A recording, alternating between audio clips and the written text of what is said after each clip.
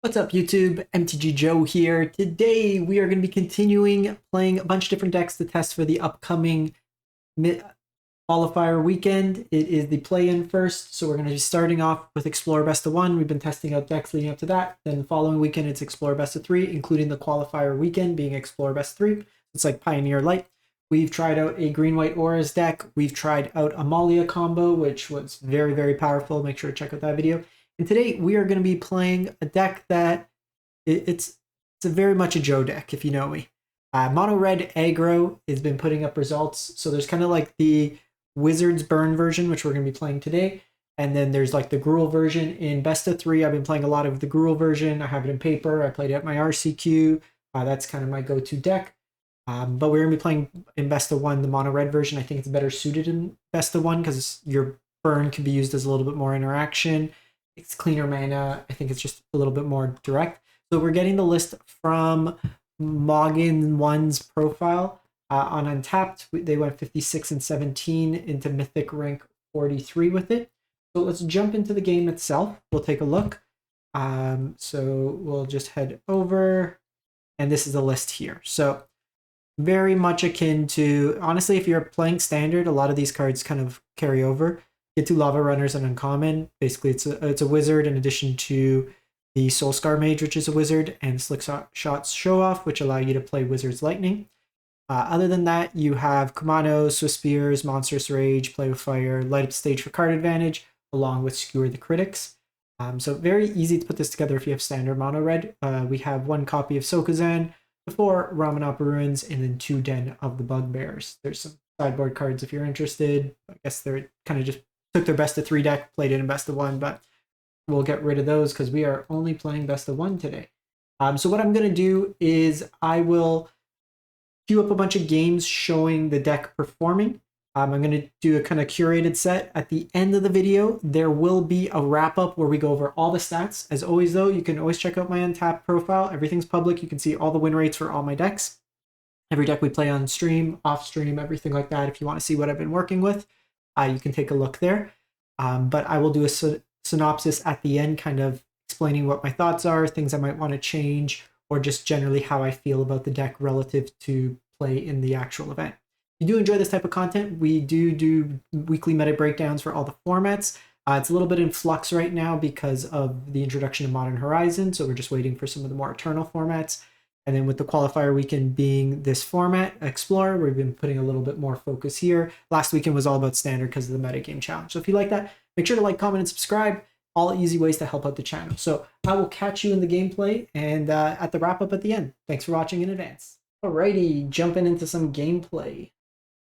Death to all pigeons.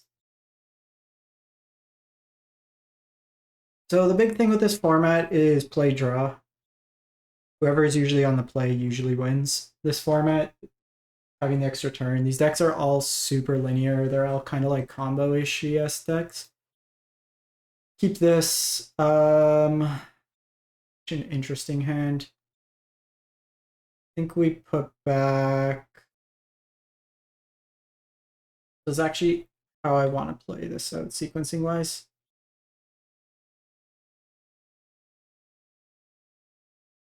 I think I lead like this. So the reason being, the Kumano on 2 can set up Skewer. Okay, so this is Auras.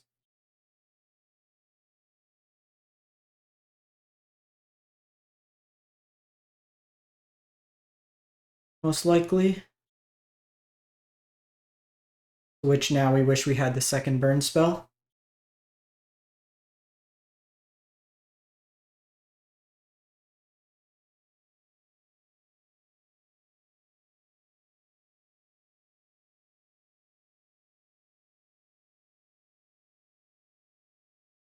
Push some damage through this game. The good thing is their mana base is very painful.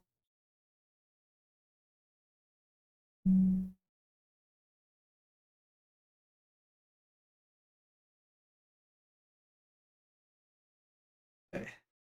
That suggests to me they don't have another creature, which bodes well for us. If that's the case, what we will do is Kumano here. King, this will trigger Spectacle. We're going to skewer onto Skrelv here. Get that out of the way, because then next turn I Swiss Spear and Monstrous Rage, and then if we find another land, their mana base is very painful, which bodes well. Okay, so I'm on the board. Righty, jumping into some more games. See how we play out. We go first. It's a good starting point. We will keep. I actually think in this case here, we go Soul Scar into Kumano Skewer, or we can Soul Scar into Slickshot. I have a couple different options here.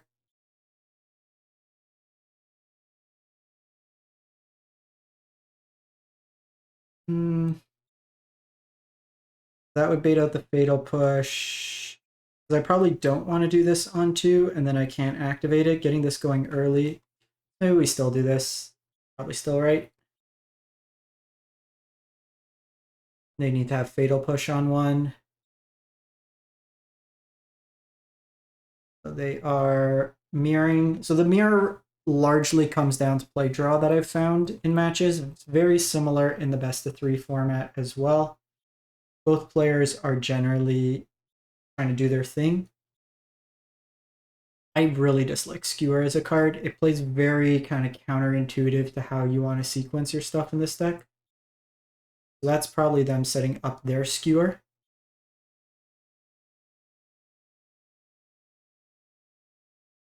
I'm using a Play with Fire face. Ooh, they light up the stage.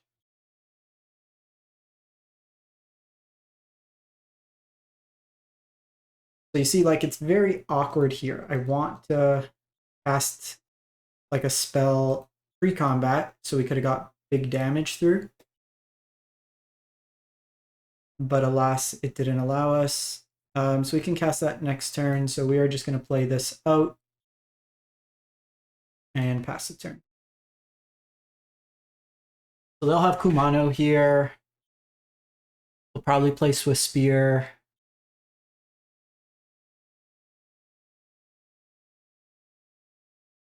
So ideally, I do kind of want to keep this to trigger pre-combat. See what they do here.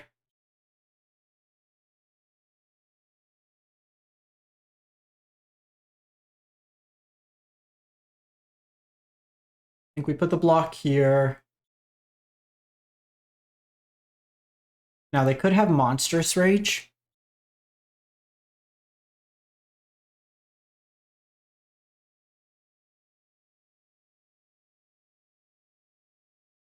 So it might have been right to block on Soulscar. Okay. They have the Monstrous. That goes through. They do also get the trigger here.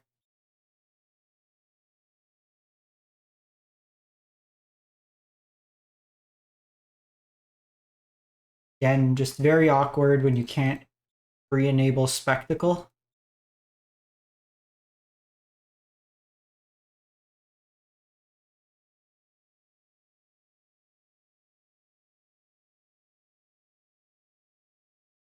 Killing that is pretty good.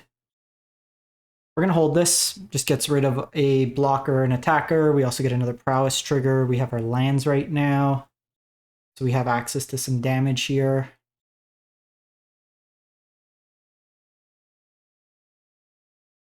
I really don't like Skewer. Like, even that play from them on turn 1, they had to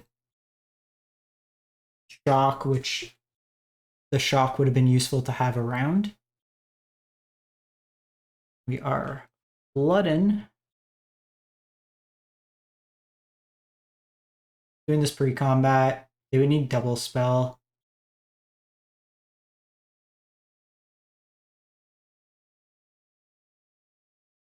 So notably no Jangantha companion for them.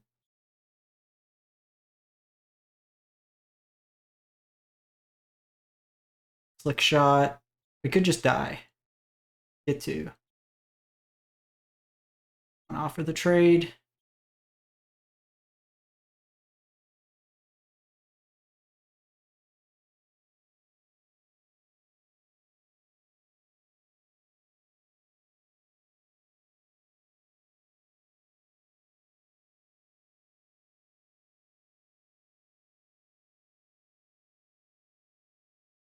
Take this to hand. I'm going to hold the land here. Make it seem like we might have something. They're very much still in this. A slick shot can just kill me, especially that they drew the Wizard's Lightning 6s me. Another burn spell gets, and we just flooded out this game. So that's... How many of our lines did we draw? 7. They find any burn spell they get us. If not, okay, so that's a good sign.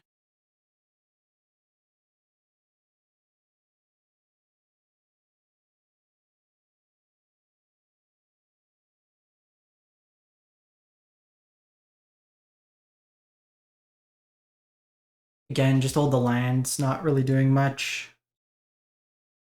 Cool. Knock that through, but the deck, like in both instances, has a hard time. Just a general thing, we'll kind of see if that holds true as we go through more games. Catch you in the next. Alrighty. Playing against the boss.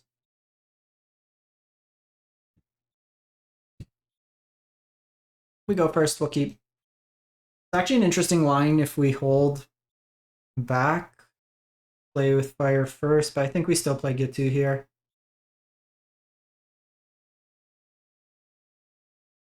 Oh, shit. I meant to play get 2. Rakdos Vamps. Mono's not bad.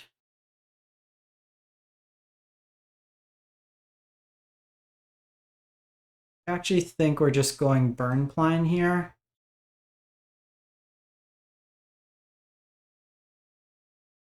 Just make it so that like they don't get the fatal push this turn. The vampire matchup's very rough. Pick your poisons, a card at a gruel, that makes it a lot more usable.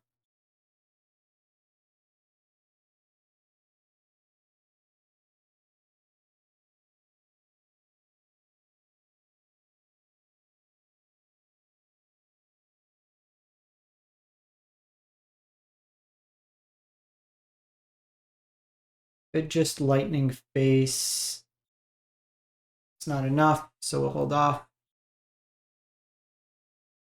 So no block there. They can also Sorin uppick. Forget the wording on Sorin if it gives me an opportunity to hit them.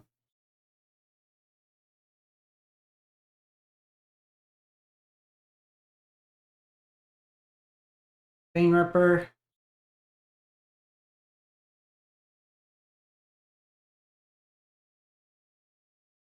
I should have hit Sorin actually. Give another vampire. Got him. They got greedy there. 5-8. So because I don't have enough to kill them, they should have gone to combat first and then post-combat done Sorin. They just got a little greedy. We'll take it.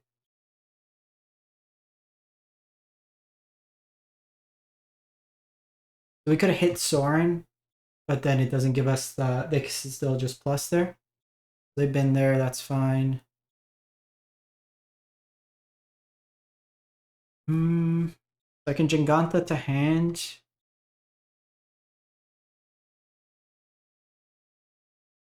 I think we're just doing this. I think they have removal here.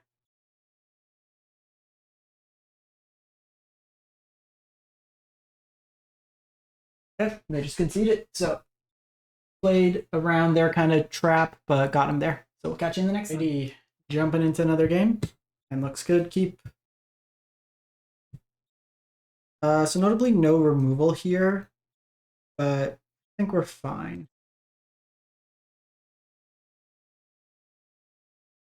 Plains is not a card you see too often. I'm not so much afraid of that. I'm more afraid of the Lords. Lead with this. Get to next turn going for them. Matchup could go either way. More concerned with like Thalia because of the first strike.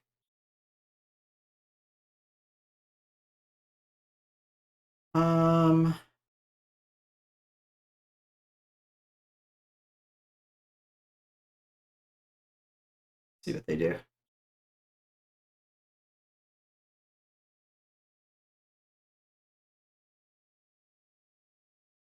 I think getting rid of Thalia is important.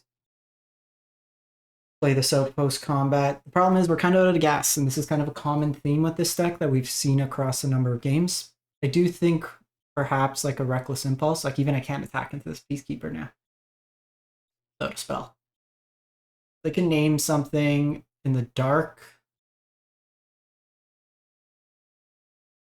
and naturally I'm going to draw it.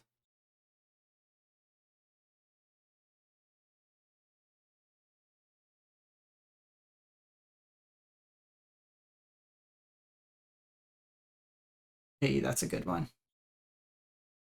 That is a good one. The nice thing here, that's probably the best draw we could have had, because I get to put Jengantha to hand too. Take a block likely on Gitu here.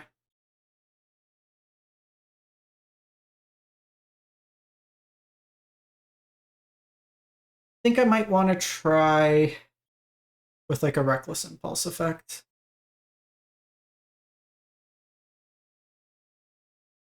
Should be dead here regardless. Should be dead here regardless.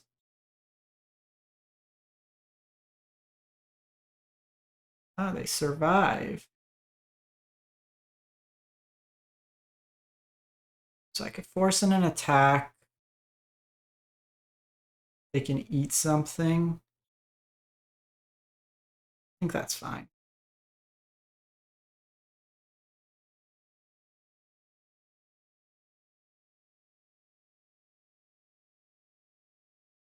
They can block there, block on something else, sack.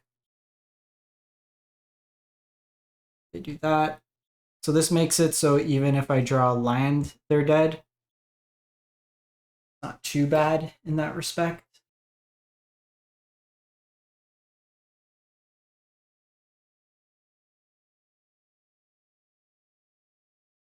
No blocks.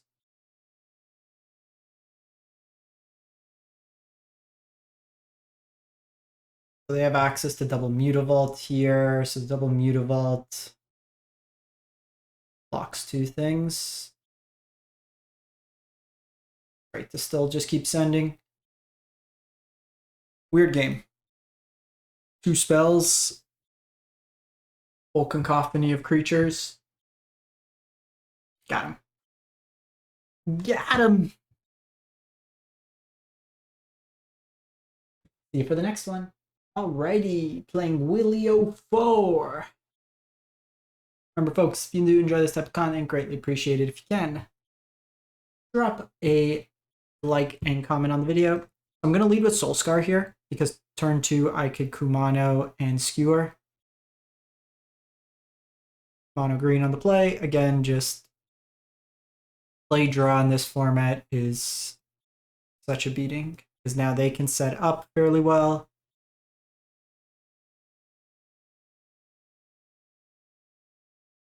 They have the Nykthos already, and Kiora.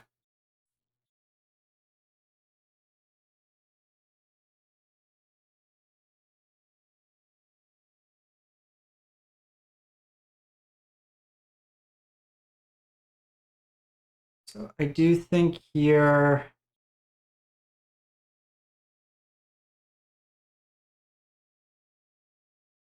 put 3 into Kiora.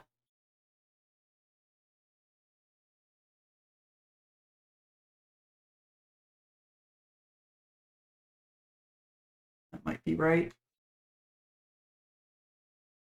Kind of time locks them for the turn.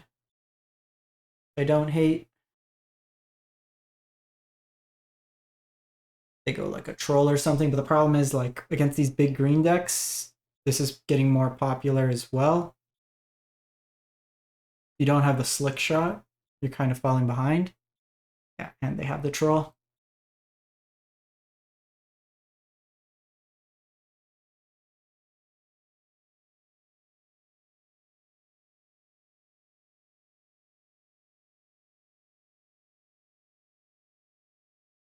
think we need to set up for next turn. Try to find some spells. Again, like these spectacle cards without a way to enable it have been very poor performing, I find.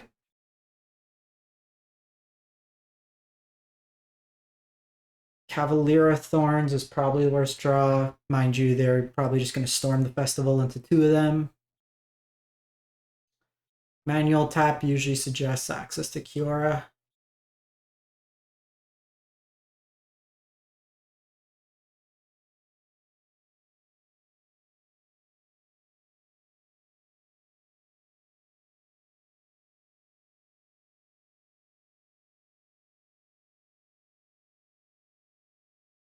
Terrible. Because now I can't even attack in. They're just setting up for future turns. They're just going to be able to go off. The last card's going to be Kiora Watch.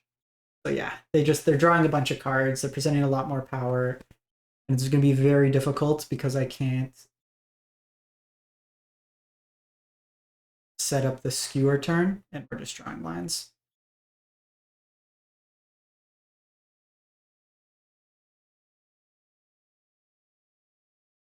Yeah, so I'm going to glue this one just to kind of show, but this is the problem I'm finding with this deck. Like, if you can't answer their turn 1 play, you fall behind, you don't have kind of catch-up mechanics, and the deck, like, you have a bunch of these 3-drop cards that don't actually cast well. I've never really liked this version of the deck, just given like what it's coming out with. But I'll catch you in the wrap-up and then we'll go over some. Thanks for watching. Wrap-up time. So we went 4 and 6 in 10 games. We went on the play 75% win rate, on the draw 17%. So the thing that I kept saying throughout this format, this best of 1 Explorer format, is more often than not, it's who's on the play. So if we look at the games themselves, we lost on the play versus Amalia, where I kept the 1-lander. I had basically light up the stage that I enabled. We went 14 cards deep, never saw a second land. That one's just a loss. On the draw to mono red, playing from behind. Turn 3 Vein Ripper from Vampires. Didn't help on the draw. On the draw versus mono green, they popped off. We bet humans, I think it was humans or auras. We bet them on the draw, but they had a weird draw. We bet mono red on the play. We bet, I think this was Vampires. We lost the Vein Ripper. We bet humans. We lost the mono green on the draw. So it's like this consistent thing where this version of the deck, it's very explosive, but it's very awkward at the same time, I'm finding. I don't love light up the stage and skewer the critics in a deck that wants to play your spells either at instant speed as combat tricks to kind of get prowess, kind of mess up the math with things, or just like casting it post-combat defeats the purpose when you don't get the prowess triggers. If you have to do something like play with fire to just enable the thing, then you're losing the value of play with fire, I think, because in this you really want to use play with fire as removal at times too, or to set up your draw and upkeep type thing. Same with Kumano. Kumano's typically a play you want to do on turn 1 to set up a nice turn 2. If you're holding it off, then it kind of becomes awkward in terms of your sequencing of spells. The Gitu Lava Runner, while it does have haste, it's a very like crappy creature on its own, and you have to play it to enable the Wizard's Lightning. So all in all, like, I don't love this version. I know the individual here, they had a pretty solid win rate, all things considered. We didn't run into blue-white. This colorless just means that they kind of conceded before. They played a lot of decks. Like, if we look at the decks they played, they had a good matchup against mono red, but I'm very curious at what the play-draw ratio is.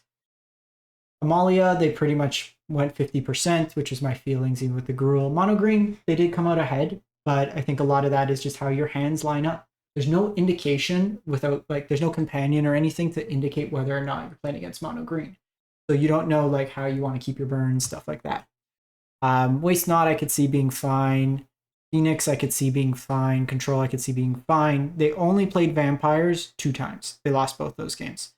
So it's a very weird mix of what they played kind of coming in. So not to discredit what they did, it is difficult to get that type of win rate. Just all in all, like, if we look at kind of our distributions, I played against a number of Vampire decks. So we bet all the crappy decks. We bet mono white.